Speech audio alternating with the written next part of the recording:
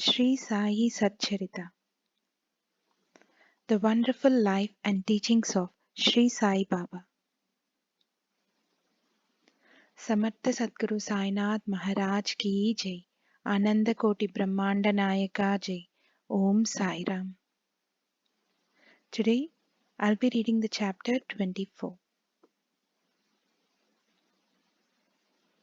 Chapter 24. Baba's Wit and Humor. Chanak Leela. Hemadpant. Sudama. Anna Chinchanika versus Mavsi Bai. Preliminary. To say that we shall state such and such in the next or this chapter in a sort of egoism. Unless we surrender our ego to the feet of our Sadguru, we will not succeed in our undertaking. If we become egoless, then our success is assured. By worshipping Sai Baba, we attain both the objects, worldly and spiritual, and are fixed in our true nature and get peace and happiness. Therefore, those who want to gain their welfare should respectfully hear Sai Baba's Leelas or stories and meditate on them. If they do this, they will easily attain the object of their life and get bliss. Generally, all people like wit and humor, but they do not like that jokes should be cut at their expense. But Baba's method was peculiar when it was accompanied with gestures. It was very interesting and instructive, and the people therefore did not mind if they were held up to the ridicule. Hemadpant gives his own instance below. Chanak Leela. In Shirdi, bazaar was held every Sunday, and people from the neighboring villages came there, erected booths and stalls on the street, and sold their wares and commodities. Every noon the masjid was crowded more or less, but on Sunday it was crowded to suffocation. On one such Sunday, Hemadpant sat in front of Baba, shampooing his legs and muttering God's name. Shama was on Baba's left, Vaman Rao to his right, Shriman Beauty, and Kaka Sahib Dikshit and others were also present there. Then Shama laughed and said to Anna Sahib, "See that some grains seem to have stuck to the sleeve of your coat." So saying, he touched the sleeve and found that there were some grains. Hemadpant straightened his left forearm to see what the matter was, when to the surprise of all some grains of gram come rolling down and were picked up by the people who were sitting there. This incident furnished a subject matter for joke. Everybody present began to wonder and said something or other as to how the grains found their way into the sleeve of the coat and lodged there so long. Hemadpant also could not guess how they found an entrance and stayed there. When nobody could give any satisfactory explanation in this matter, and everybody was wondering about this mystery, Baba said as follows: "Baba, this fellow Anna Sahib has got the bad habit of eating alone. Today is the bazaar day and he was here chewing grams. I know his habit and these grams are a proof of it. What wonder is there in this matter?"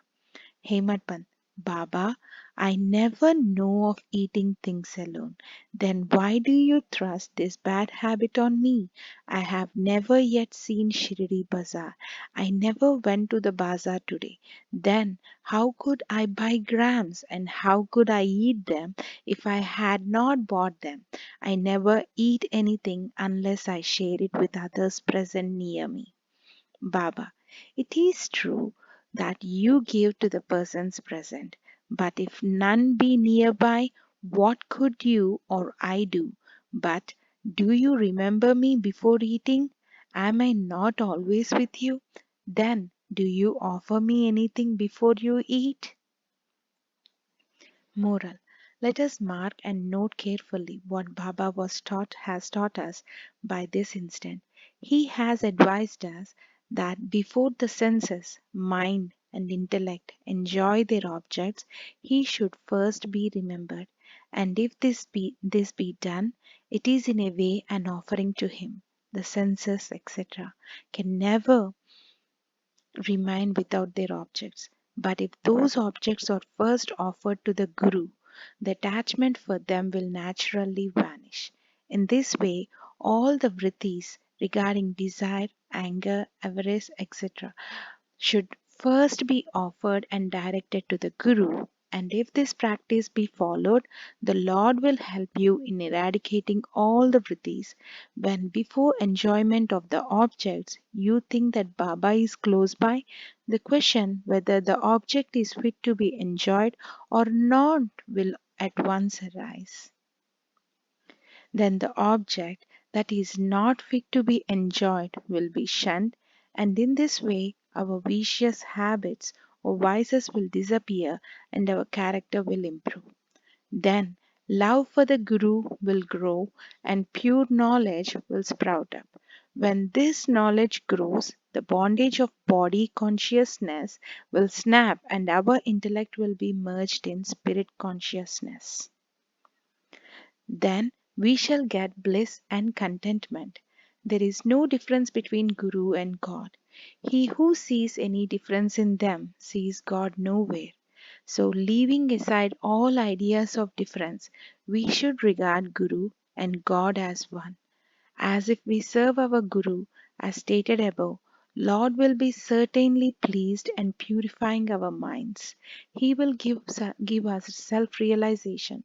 To put the matter in a nutshell, we should not enjoy any object with our senses, etc., without first remembering our Guru. When the mind is trained in this way, we will be always reminded of Baba, and our meditation on Baba will grow apace. The Shagun form of Baba will ever be before our eyes, and then devotion. Non attachment and salvation will all be ours. When Baba's form is thus fixed before our mental vision, we forget hunger, thirst, and this sansar. The consciousness of worldly pleasures will disappear, and our mind shall attain peace and happiness. Sudama's story. When the above story was being narrated, Hemadpant was reminded of similar story of Sudama, which illustrates the same principle, and therefore it is given here. Shri Krishna and his elder brother Balarama were living with a co-student named Sudama in the ashram of their guru Sandipani. Once Krishna and Balarama were sent to the forest for bringing fuel. Then the wife of Sandipani sent also Sudama for the same purpose with some quantity of grams for the three. When Krishna met Sudama in the forest, he said to him, Dada, I want water as I am thirsty. Sudama replied, No water should be drunk on an empty stomach, so it is better to rest a while. He did not say that he had got grams with him and that he should take some. As Krishna was tired, he lay down for rest on the lap of Sudama and was snoring. Seeing this, Sudama took out the grams and began to eat. Then Krishna suddenly asked him, Dada, what are you eating? When, whence is the sound? He replied, What is there to eat? I am shivering with cold and my teeth are chattering. I can't even repeat distinctively Vishnu Sahasranam. Hearing this, eating things of another, and when asked about this, he said, What earth should he eat? Meaning thereby that he had nothing to eat. The other man said, Let it be so. Dada, this is only a dream. I know that you won't eat anything without me. Under the influence of the dream, I asked you what you were eating. If Sudama had known a bit of the omniscient Shri Krishna and his Leelas, he would not have acted as he did. Therefore, he had to suffer for what he did. Though he was a chum of Sri Krishna, he had to pass his later life in utter poverty. But When he later offered Krishna a handful of parched rice earned by his wife with her own labor, Krishna was pleased and gave him a golden city to enjoy.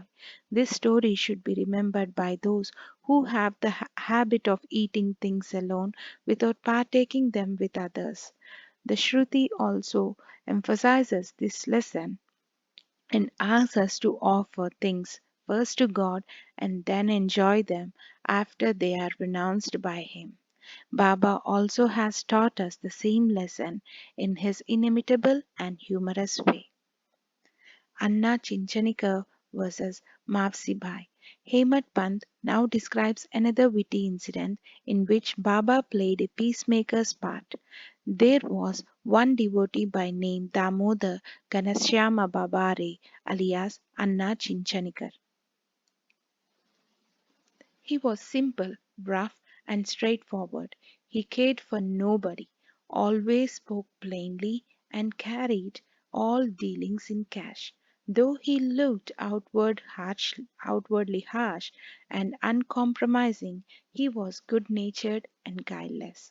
So Sai Baba loved him.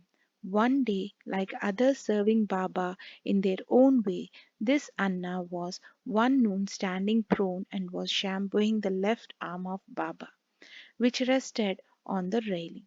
On the right side, one old widow named Venubai Kaujalgi, whom Baba called Mother, and all others Mafsibai, was serving Baba in their own way.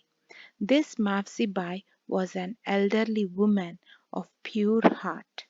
She clasps the fingers of both her hands round the trunk of Baba and was at this time kneading Baba's abdomen.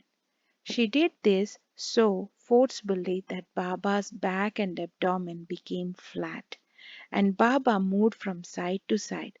Anna on the other side was steady, but Mavsibai face moved up and down with her strokes. He wants to kiss me. Even being so old with grey hair, he feels no shame in kissing me. These words enraged Anna, and he pulled up his sleeves and said, "You say that I am an old bad fellow? Am I quite a fool? It is you that have picked up a quarrel and are quarrelling with me." All the persons present there were enjoying this encounter between them. Baba, who loved both of them equally and wanted to pacify them, managed the affair very skillfully. Lovingly, he said, "Oh, Anna, why are you unnecessarily raising this hue and cry? And I do not understand what harm or impropriety is there when the mother is kissed." Hearing these words of Baba, both of them were satisfied, and all the persons laughed merrily and enjoyed Baba's wit to their heart's content. Baba's characteristics, his dependency on bhaktas. Baba allowed his devotees to serve him in their own way, and did not like any other persons interfering in this. To quote an instance, the same Mavsi Bai was on another occasion kneading Baba's abdomen. Seeing the fury and force used by her, all the other devotees felt nervous and anxious. They said, "Oh, Mother, be more considerate and moderate, otherwise, you will break Baba's arteries and nerves." At this, Baba got up at once from his seat, dashed his satka on the ground. He got enraged, and his eyes became red like a live charcoal. None dared to stand before or face Baba. Then he took hold of one end of the satka with both the hands and pressed it in the hollow of his abdomen. The other end he fixed on the post and began to press his abdomen against it. The satka, which was about 2 or 3 feet in length, seemed all to go into the abdomen, and the people feared that the abdomen would be ruptured in a short time. The post was fixed and immovable, and Baba began to go closer and closer to it, and clasped the post firmly. Every moment the rupture was expected, and they were all dismayed, did not know what to do. and stood dumb with wonder and fear. Baba suffered this ordeal for the sake of his bhakta. The other devotees wanted only to give a hint to Mavsi Bai to be moderate in her service and not cause any trouble or pain to Baba. This they did with good intention, but Baba did not brook even this. They were surprised to see that their well intentioned effort had resulted in this catastrophe, and they could do nothing but to wait and see. Fortunately, Baba's rage soon cooled down. He left the satka and resumed his seat. From this time onward, the devotees took the lesson that they should not meddle with anybody but allow him to serve Baba as they chooses, as he was capable to gauge the merits and worth of the service rendered unto him. Bol Shri Sai, peace to be to all. Sainath महाराज की जय. समर्थ सद्गुरु साईनाथ महाराज की जय. आनंद कोटि ब्रह्मांड नायका जय. Om Sai Ram. Peace be to all.